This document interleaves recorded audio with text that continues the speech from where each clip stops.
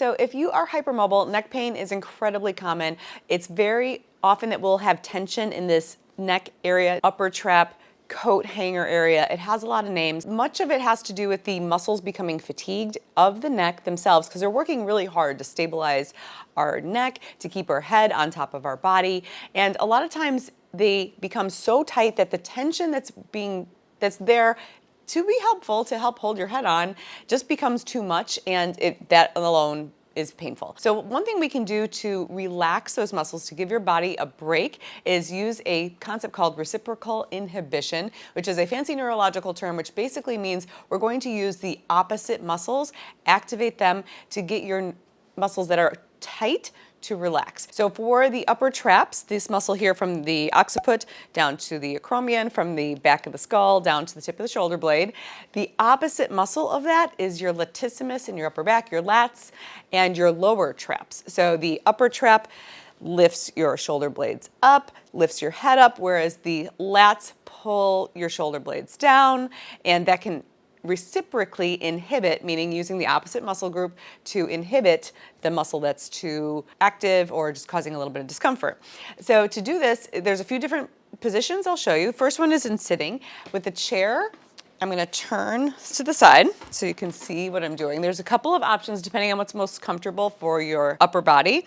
So if you're sitting, let's say on a bench or a stool, if your hands can tolerate it, we're going to activate those lats, low traps, which depress these shoulder blades down. So I can just put a little bit of pressure into my hands. I'm going to be careful now not to hyperextend or lock my elbows. Ideally, if we can get a nice lined up posture with your pelvis stacked under your rib cage, head on top of everything else. And then just very gently, all I'm going to do is on my exhale, I'm going to press down, straight down into the chair, like I'm about to lift up my butt from the chair, but it doesn't have to be so strong that you actually lift yourself up, but you're just going to gently press down with even force.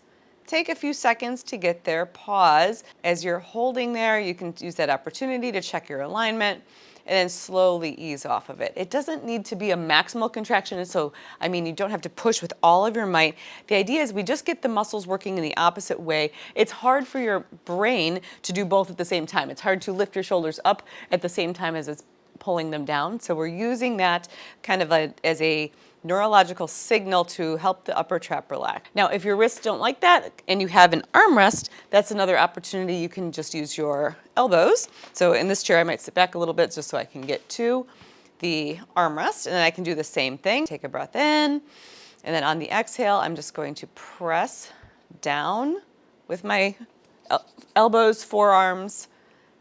Take a few seconds to get there, pause and hold, recheck my alignment, and then slowly ease off. You never want to just push into a max contraction and completely bounce off of it. So we're easing in, easing off. You do a few rounds of that, see how you feel. By the way, the posture part of this is important because if we want to try to get our upper trap to relax, if your head is really far forward, it's hard for it to relax because it's working really hard to hold your head up.